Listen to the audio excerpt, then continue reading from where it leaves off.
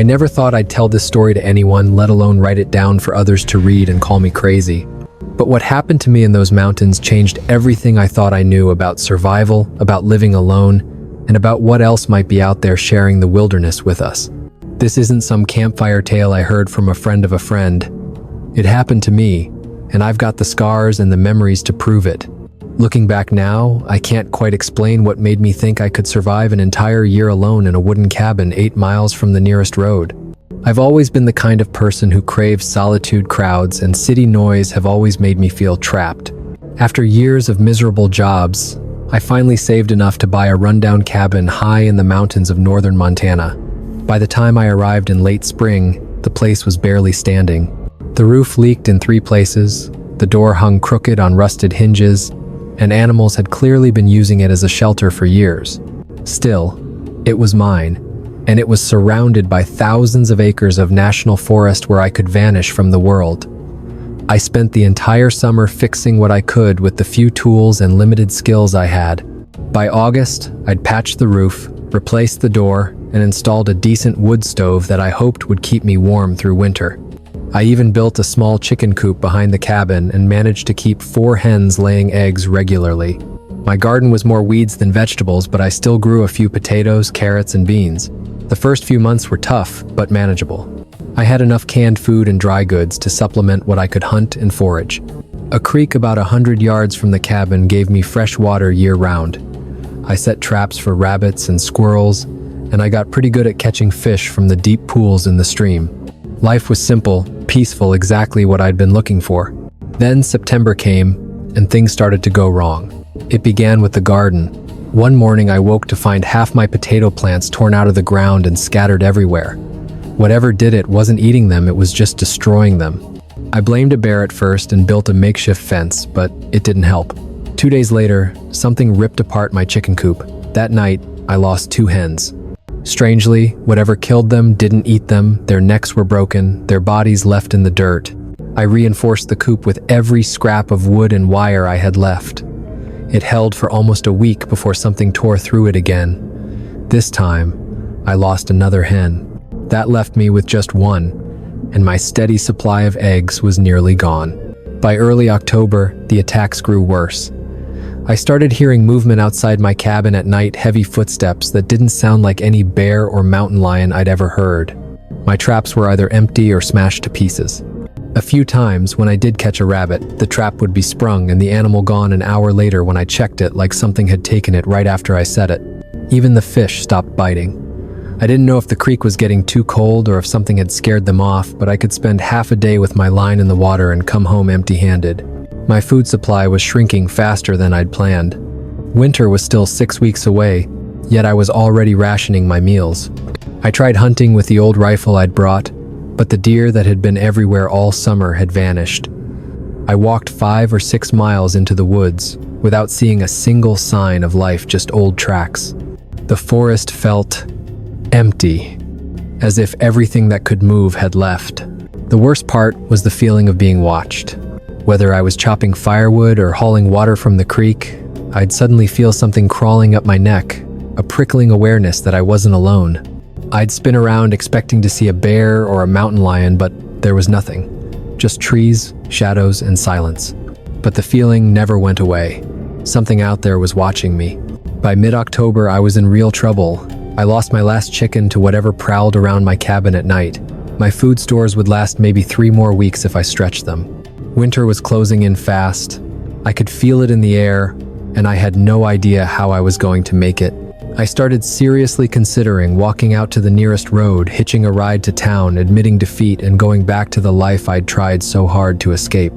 But the nights were the worst. I'd lie awake, listening to the sounds outside, footsteps, scratching on the walls, something testing the doors. I'd clutch my rifle and wait for sunrise, too terrified to sleep for more than a few minutes at a time. And whatever was out there seemed to be growing bolder, coming closer, staying longer. I was running on no sleep, little food, and pure adrenaline. Then, one cold morning in late October, everything changed. I woke before dawn to check my traps, clinging to the faint hope that I'd finally caught something. Frost blanketed the ground, and each breath came out in white clouds as I made my way through the trees. I was checking my fourth trap when I heard something big moving in the brush about 50 yards away. My first thought was a bear. It was almost hibernation season, and a hungry bear stumbling upon a lone human was bad news. I froze, listening hard, trying to decide which way I'd run if I had to. Then the footsteps stopped. Everything went silent, except for the pounding of my own heartbeat. I waited. It felt like hours, but was probably only a minute or two. When nothing happened, I began backing away slowly, careful not to make any sudden movements. That's when I saw it. Bigfoot. It was standing between two tall pines, maybe 40 feet away, half hidden in the shadows, but unmistakable once I locked eyes on it. The thing was enormous, at least 8 feet tall, covered in dark brown fur that looked nearly black in the dim light of dawn. It didn't move, just stood there, staring straight at me. Even from that distance, I could see its eyes, and they weren't the dull, animal eyes I expected. They were intelligent, aware. Every instinct I had screamed at me to run, but I couldn't move. My legs felt like they were filled with cement. I'd read the stories, heard the legends, seen the blurry photos online. I always thought it was a hoax or people mistaking bears for something else. But standing there, looking at it, I knew beyond any doubt that what I was seeing was real. Bigfoot didn't move. It just kept staring, head tilted slightly, as if trying to figure out what I was. I had my rifle slung over my shoulder, but the thought of grabbing it never even crossed my mind. If that thing had wanted me dead, I would have been dead already. It was twice my size and probably 3 times my strength. We stood there like that for maybe 2-3 minutes. Then I remembered the rabbit in my hunting bag, a small cottontail I'd caught the night before, planning to cook for dinner. Slowly, trying not to seem threatening, I slid the bag off my shoulder and reached inside. Its eyes followed every movement, but it didn't advance or retreat. I pulled the rabbit out and held it up so it could see. Bigfoot tilted its head again, like it was curious but unsure what I was doing. I took one slow step forward, placed the rabbit on the ground between us, and pointed to it, then to Bigfoot. I was trying to show that I was offering it as a gift. Looking back, I don't really know why I did it. Maybe it was instinct, some desperate attempt to show I wasn't a threat. Maybe I was trying to buy my life. After setting the rabbit down, I backed away, slow and deliberate, never taking my eyes off the creature. When I was about 20 feet back, Bigfoot finally moved. It stepped out from between the trees and walked toward the rabbit. The way it moved was strange. Not quite human, not quite animal. There was a grace to it that seemed impossible for something that size. It crouched down, picked up the rabbit easily in one massive hand, then stood upright again, and it looked straight at me. For a brief moment, I thought I saw something in its expression, not gratitude exactly, but recognition, as if it understood what I'd just done, and was acknowledging it.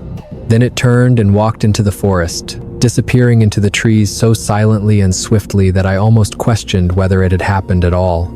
I stood there for a long time after it was gone, trying to process what I'd just seen. My hands were shaking so badly I could barely hold my rifle. There was an intelligence in Bigfoot's eyes, something unmistakably aware. The way it gently lifted the rabbit, careful not to seem threatening, told me this creature was far more than legend. When dawn finally broke, I forced myself outside and began my daily routine. I needed water from the creek, and I had to check the traps, though they'd been empty for days.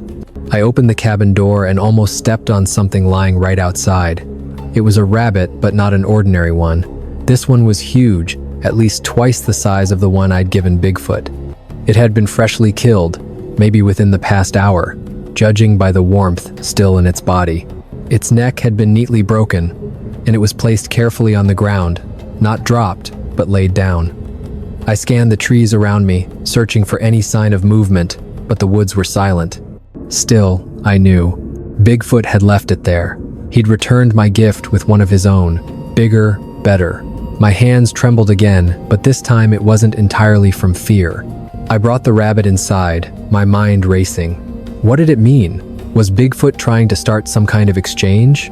Or was this his way of saying he understood, of showing gratitude? I spent most of that day cleaning and skinning the rabbit, making sure not to waste a single piece of meat.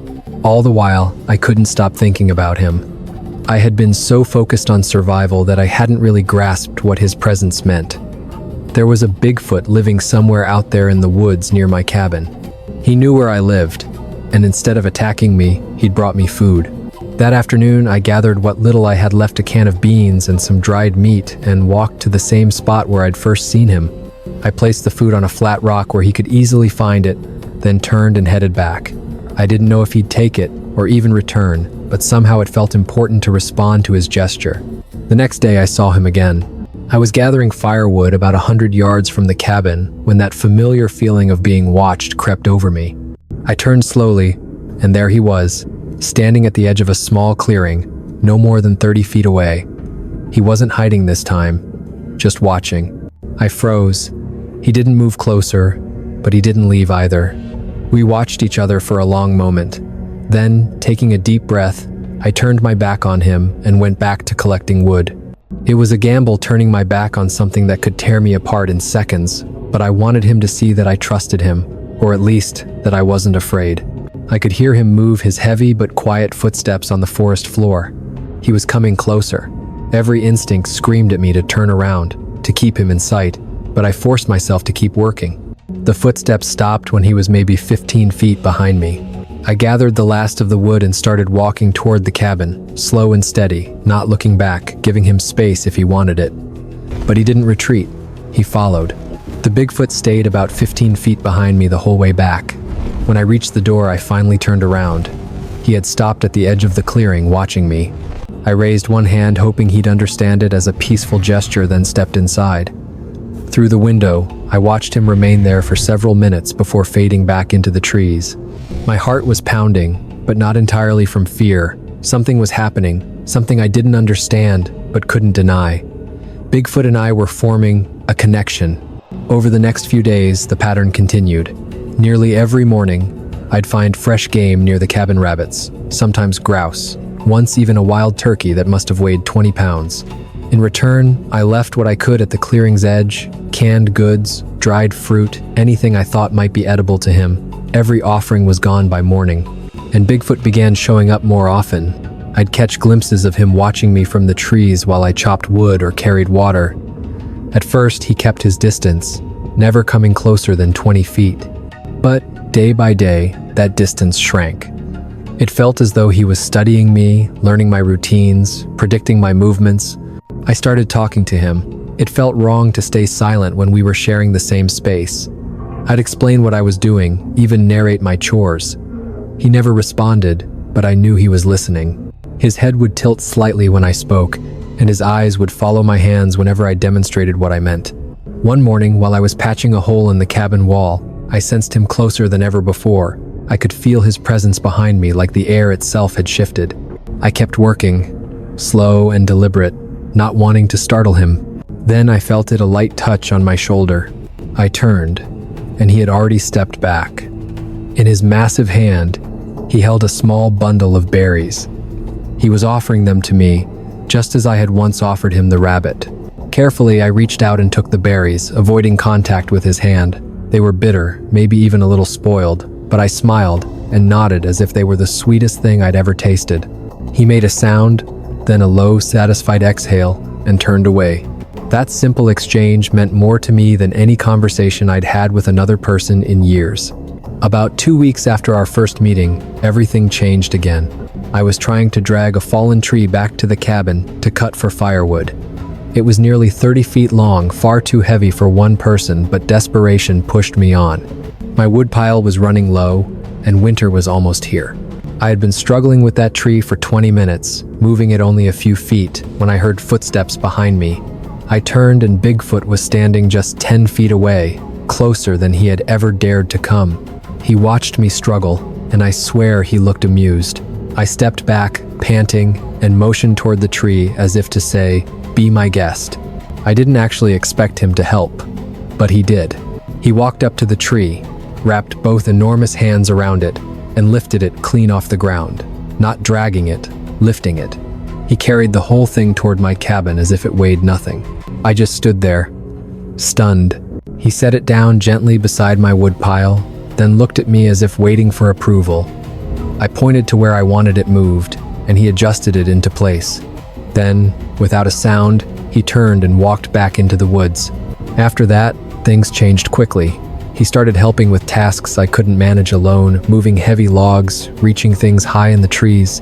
He never stayed long, and he never came close enough for me to touch him, but his presence became part of my daily life. One morning, I stepped outside and found a massive pile of firewood neatly stacked beside the cabin.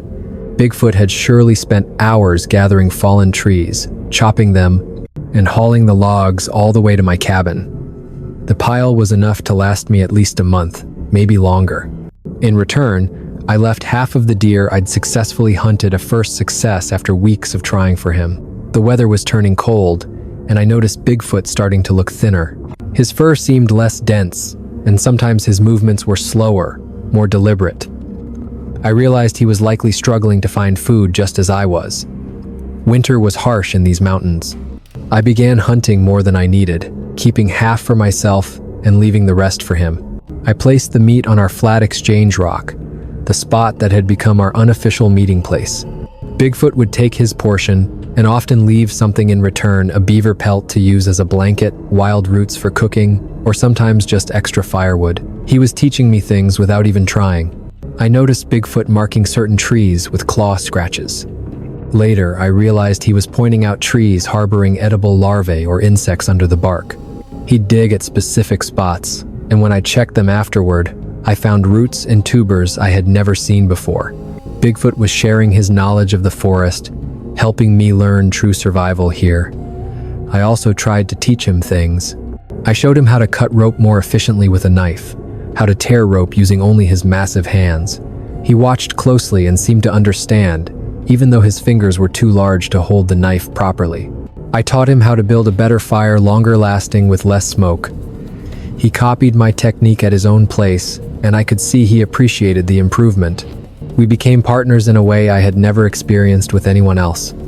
There was no judgment between us, no expectations beyond survival and mutual respect. Bigfoot didn't care that I had struggled to get out here. I didn't care that Bigfoot was supposed to be mythical. We simply existed together, helping one another, learning from each other. The first major snowstorm hit in early November. I woke to 6 inches on the ground, with more falling fast and thick. Temperatures had been below freezing overnight, and the wind howled so violently that I could barely hear my own thoughts. I spent the morning preparing everything I could, stacking extra firewood, making sure the cabin was as weatherproof as possible. Around midday, a sound hit the door. At first, I thought a branch had blown off the trees, but the rhythm was deliberate. 3 knocks, precisely the signal Bigfoot had been using to announce his presence. I opened the door and found him standing there, closer than ever. Snow covered him, and I could see him shivering beneath the thick fur. He looked at me, then past me into the cabin, then back at me. I understood he wanted in to escape the storm, but I hesitated. Keeping Bigfoot outside was one thing. Letting him into my small cabin was entirely different. If he wanted to harm me, if I misread any of his signals, there would be no way out. He seemed to understand my hesitation and stepped back. He was asking permission, waiting for me to decide. I thought about everything that had happened over the past weeks, the gifts of food that may well have saved my life, the care he had shown, never threatening me, always keeping a respectful distance until I was ready to close that gap. He had shown nothing but concern, and now I was the one hesitating. I stepped aside and gestured for him to come in. Bigfoot paused, then bent low to squeeze through the doorway. He was so tall he had to hunch to fit under the ceiling. Once inside, he moved to the far corner of my bed and sat down, still shivering. I added more firewood to the stove and hung a blanket on a cord stretched across the cabin, forming a small barrier between us. Not much, but enough for a little privacy for both of us. I could hear him settling in. His breathing gradually slowed as warmth spread through him. The cabin filled with the strong aroma of cooking, musky, earthy, almost primal, reminding me faintly of a wet dog mixed with the scent of the forest. I cracked the window just enough to let in fresh air, and the steaming food seemed to rumble gratefully. We spent the day like this, and the night too. I cooked some leftover venison and passed half of it to Bigfoot across the blanket. He took it silently. Later, I heard him moving around, and when I looked, he had added more wood to the stove without prompting.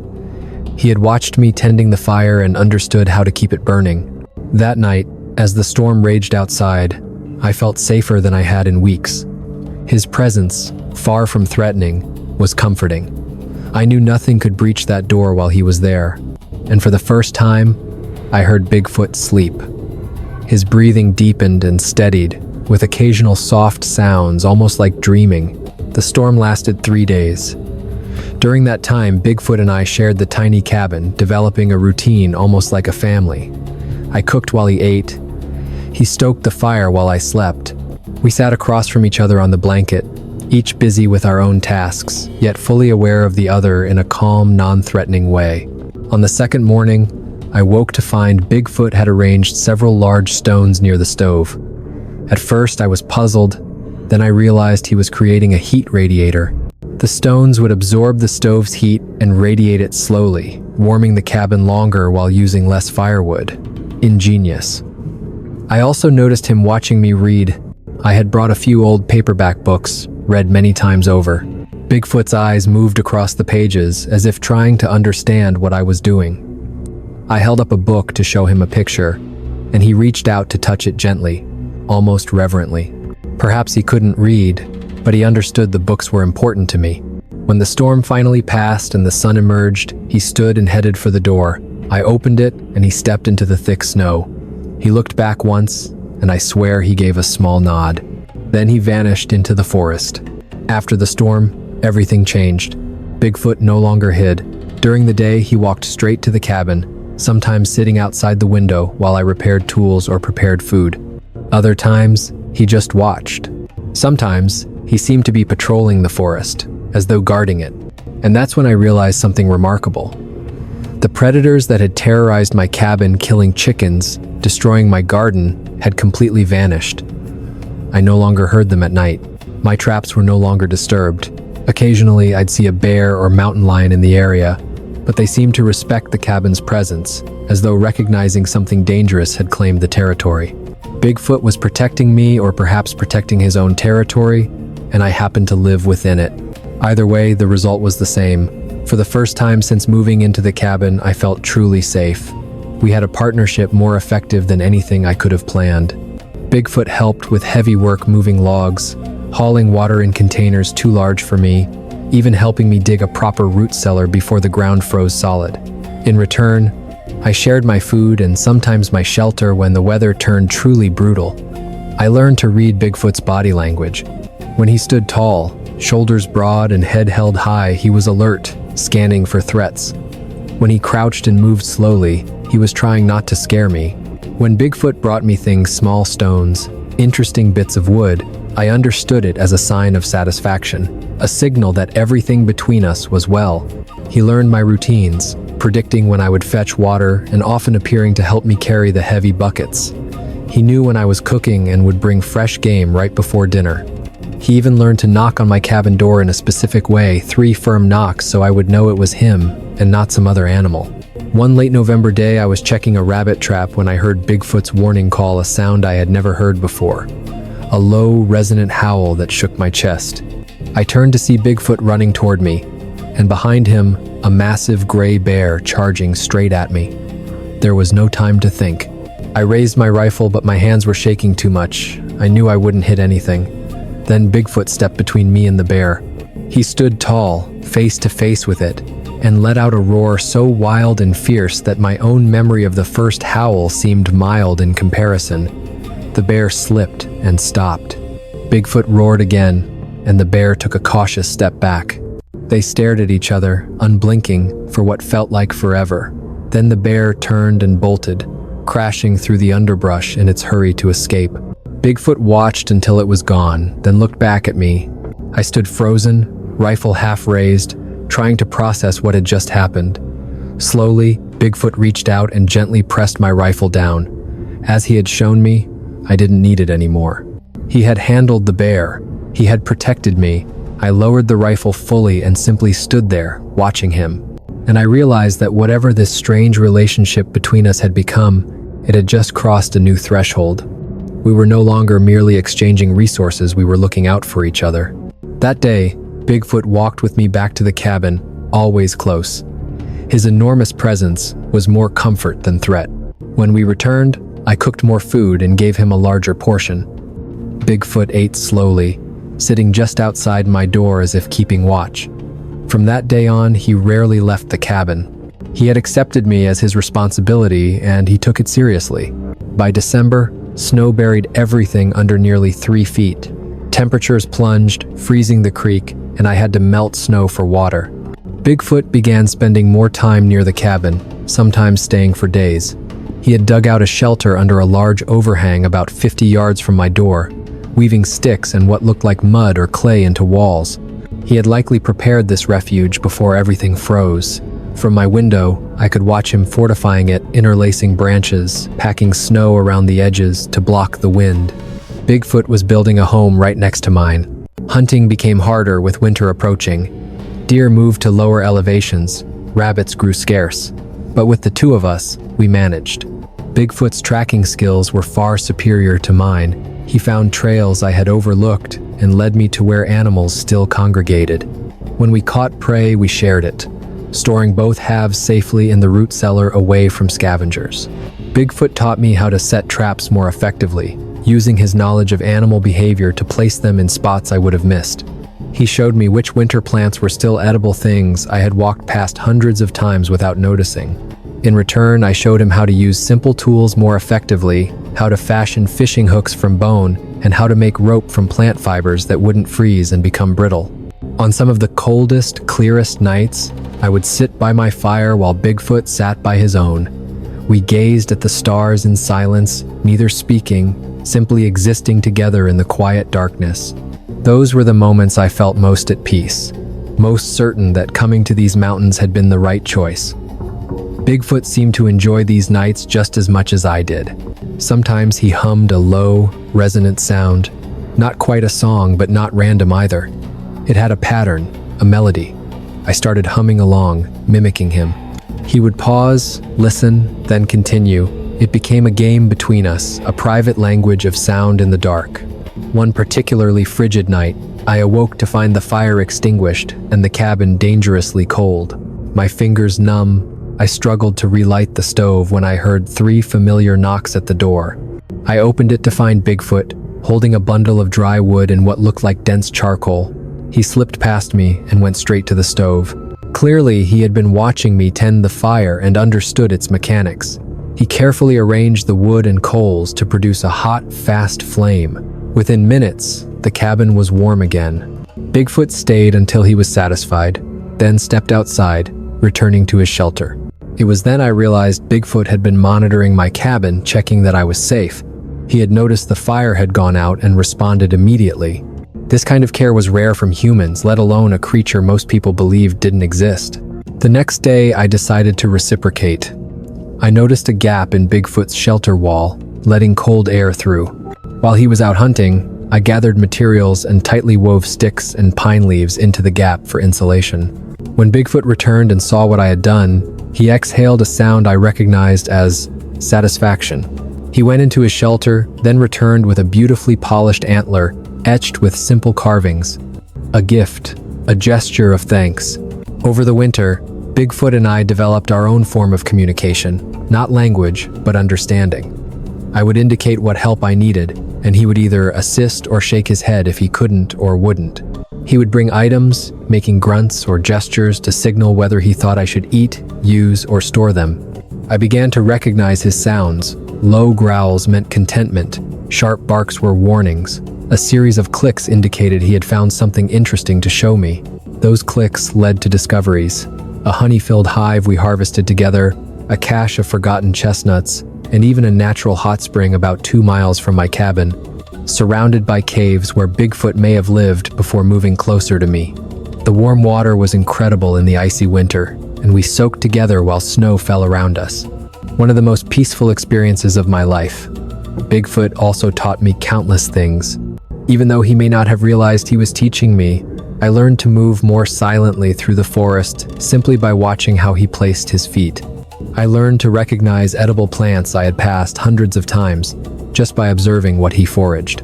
I learned to predict changes in the weather by watching his behavior, restless before a storm, calm on clear days. I also discovered that Bigfoot had a sense of humor. One afternoon, I was struggling to carry a heavy bucket of water when he suddenly appeared and snatched it from my hands. But instead of taking it back to the cabin, he went the wrong way and set it down on the open clearing, then looked at me, as if waiting for my reaction. When I pointed to where I really wanted the bucket, he sniffed with apparent amusement and moved it to the right spot. He was teasing me. Another time, I was trying to split an especially stubborn log, and he picked up a stick, pretending to help, tapping lightly against the wood as I swung my axe. When I paused to look at him, it was clear he was trying not to make a sound. His shoulders shook in a way I could only interpret as laughter. These playful moments made him seem more like a friend than a mysterious creature. One afternoon, I struggled to repair a broken trap, wrestling with a stiff section of wire. Bigfoot watched from a few steps away, clearly frustrated with my ineptitude. Finally, he huffed, stepped forward, and expertly bent the wire into place with his enormous hands in seconds. He handed it back to me, looking distinctly pleased with himself. I began leaving small projects where he could see them, things I struggled to complete or simply lacked the strength for. Bigfoot would pick them up and finish them, seeming to delight in having a task to do. He fixed axe handles for me, reinforced weak parts of the cabin wall, and even helped me build a better chicken coop, though I didn't have chickens yet. I planned to acquire more in the spring, and now we had a true partnership. In return, I helped Bigfoot with tasks that required fine motor control or tools. I flaked stone for him to use in ways I didn't fully understand. I helped weave stronger walls for his shelter using my techniques. I had learned survival skills from watching wilderness videos as a kid. Now, we taught each other, learning together, becoming more skilled than either of us could have alone. I also began leaving small surprises for him, interesting stones or driftwood near his shelter. Bigfoot would examine them carefully and often bring them into his home. Once, I left a metal cup I had found in my supplies, and he used it to fetch water from the creek. Small gestures, but they meant something to both of us. In early January, I noticed smoke rising from the forest about 5 miles away. Someone else was on the mountains, maybe hunters or others seeking solitude. At first, I didn't worry. The forest was vast, plenty of room for everyone. But then I began to notice things that unsettled me. Footprints near my cabin weren't mine, nor were the traces of food. Trees had been carved as though someone was clearing a path. Empty food tins and cigarette filters were scattered on the ground. Someone was encroaching on my territory with no respect. Bigfoot noticed it too. He grew more vigilant, spending longer periods patrolling around Othar's shelter. Sometimes he disappeared for hours, and I sensed he was following whoever was out there, observing them. When Bigfoot reappeared, he positioned himself between me and the direction the strangers were heading, ready to intercept if needed. Occasionally, I began hearing voices carried by the wind, coming closer, perhaps a mile away. Bigfoot's behavior became defensive, almost aggressive. He paced the clearing, emitting low growls I had never heard before, tense and anxious about these intruders in a way I had never seen with anything else. One morning, the voices were far too close. 2 men were approaching my cabin. Bigfoot heard them instantly and moved behind a large rock, observing without being seen. I stepped onto the porch, rifle in hand, trying to appear more confident than I felt. The men emerged from the brush about 150 feet away, both carrying rifles, visibly surprised to see my cabin. One of them called out, asking if I lived here year-round. I said yes and asked what they were doing. They claimed to be hunting, just passing through, but something in their gaze toward the cabin unsettled me. Their eyes were too intent, too calculating. They asked if they could come closer for some water and a little warmth. Instinct told me to refuse, but I didn't want to appear hostile. These were the first people I had seen in months, and part of me wanted to be friendly, though most of me knew they would cause trouble. I told them they could get water from the creek, but I couldn't host them. They seemed annoyed, but began moving toward the stream. At that moment, one of them noticed Bigfoot's shelter. He pointed and asked what it was. I tried to explain, saying it was just a collection of fallen branches arranged strangely, but they didn't believe me. They started moving toward it, and my stomach tightened. If they found evidence of Bigfoot, if they saw him, everything would change. They would try to capture or kill him. I couldn't let that happen.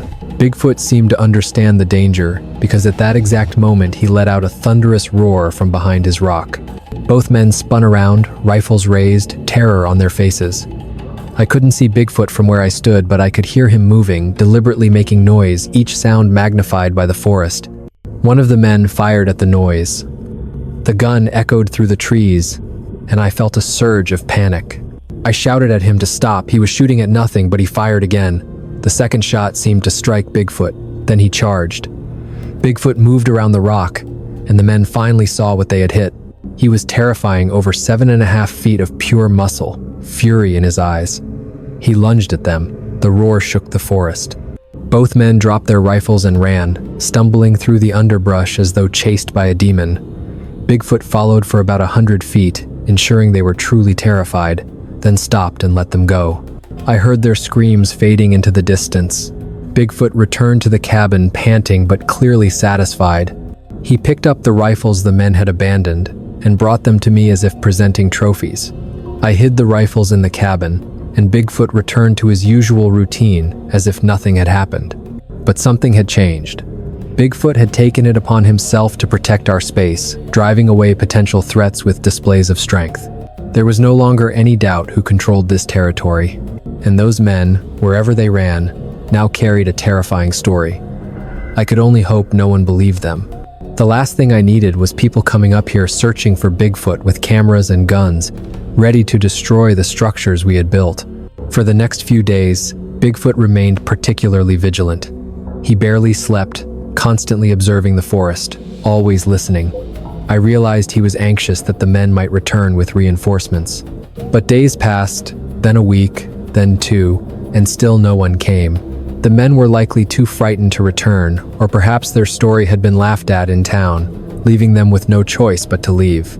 Either way, we were safe again. Bigfoot gradually relaxed, though something fundamental had shifted in our relationship. Bigfoot had protected me, stepping without hesitation between me and danger, and now I understood that I would do the same for him. We were no longer merely exchanging resources or sharing space. We were a family. By late February and early March, the snow began to melt. The creek thawed, rushing cold water from the mountains. The first green shoots sprouted in my garden, and birds began returning.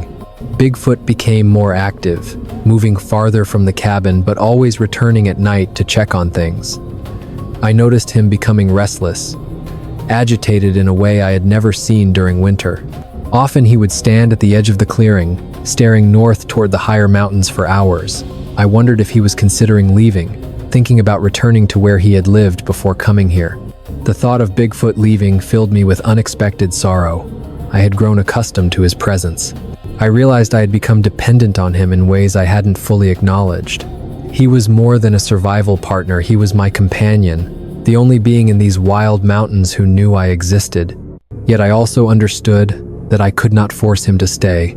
Any relationship we had built had to be founded on choice, not obligation. If he needed to leave, I would have to let him go. One morning in late March, I woke to find a pile of gifts outside my cabin. Fresh venison to last week's, a stack of firewood that must have taken hours to gather, and several large stones, Bigfoot's prized items. I knew what it meant. Bigfoot was saying goodbye. I stepped out to his shelter and saw him there, packing up the things he had collected all winter. He paused when he saw me. We stared at each other for a long moment, and I tried to convey all my feelings without words, hoping he would understand. Finally, I extended my hand, palm up, just as I had the first day I gave him the rabbit. Bigfoot looked at my hand, then into my face. He reached out and placed his massive, rough palm over mine. It was warm despite the cold morning. We stood there for 30 seconds, holding hands, reflecting on everything we had shared. Then he released my hand, gathered his belongings, and began walking north. I watched him shrink, smaller and smaller, until he vanished behind the trees.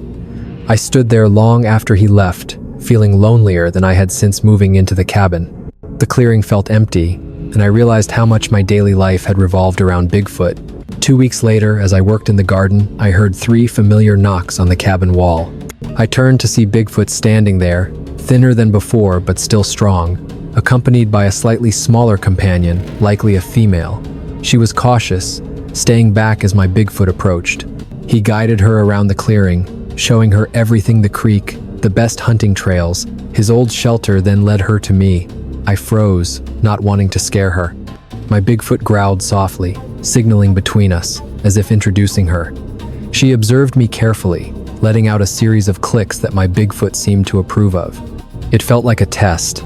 Was I worthy of being accepted into their world? A few days later, I understood. My Bigfoot had gone to find a mate and returned with her. Together, they began constructing a new shelter, larger than the one he had built alone. They claimed this territory as their own and allowed me to remain within it. I felt an indescribable honor. The female was more timid than my Bigfoot, watching my every move with intense curiosity. She would retreat when my Bigfoot came close, observing their interactions. Eventually, she began accepting food from me and even helped with simple tasks, though she was never as comfortable with me as my Bigfoot was. That was fine. I understood that trust takes time, and she had no reason to trust a human based on her own experiences. By late spring, I watched the two of them build a life together. They cared for each other in ways that reminded me of human couples, grooming one another, sharing food, sitting together by the fire at night. Occasionally, my Bigfoot would present her with gifts, interesting stones, or pieces of wood, and she would examine them carefully before accepting or rejecting them. It was a courtship, gentle and respectful, and I felt privileged to witness it. They even included me in small ways, bringing extra game when hunting, helping improve the cabin, and keeping predators away from my territory. Gradually, the female became more comfortable with me. By mid-summer, she would sit nearby as I worked, not as close as my Bigfoot, but close enough that we shared space comfortably. One day, I saw them working together near their shelter. As I approached, they showed me what they were building: a smaller, lower-to-the-ground shelter, well protected. I realized they were preparing for offspring. My Bigfoot was about to become a parent, and I was about to witness it. Over a year had passed since my first encounter in the forest. I write this knowing few will believe it, but it is the truth. I have lived alongside creatures most people dismiss as myth or monsters, and I have learned they are neither.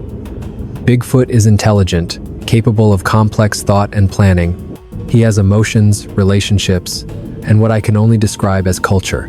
He is generous and protective, treating me not as a pet nor a threat, but as something in between, a strange neighbor in need of care who has become family. My life here has become something I never imagined when I first bought that dilapidated cabin. I am no longer lonely, yet I am not truly part of human society. I exist in this strange between the human world and whatever world Bigfoot inhabits, and here, I have found a piece of life I never found anywhere else. Bigfoot has made my cabin impenetrable. Other predators dared not come near. A few humans who wandered into this area by chance were driven off before they could cause trouble. I had a steady supply of food, support for any physical work I needed, and protection from threats I might not even anticipate. In return, I shared what I had, respected Bigfoot's space and privacy, and kept their secrets. Because that was the essence of it, a secret, a trust they placed in me by allowing me to see them, know them, live alongside them. I would never betray that trust. Sometimes I thought about returning to civilization, back to electricity, the internet, and other humans. But then I'd look out the window and see my Bigfoot and his mate working in their shelter, playing in the creek, or simply resting peacefully in the sunlight. And I knew I could never leave. This is home. These Bigfoots are my family in a way I cannot fully explain but cannot deny.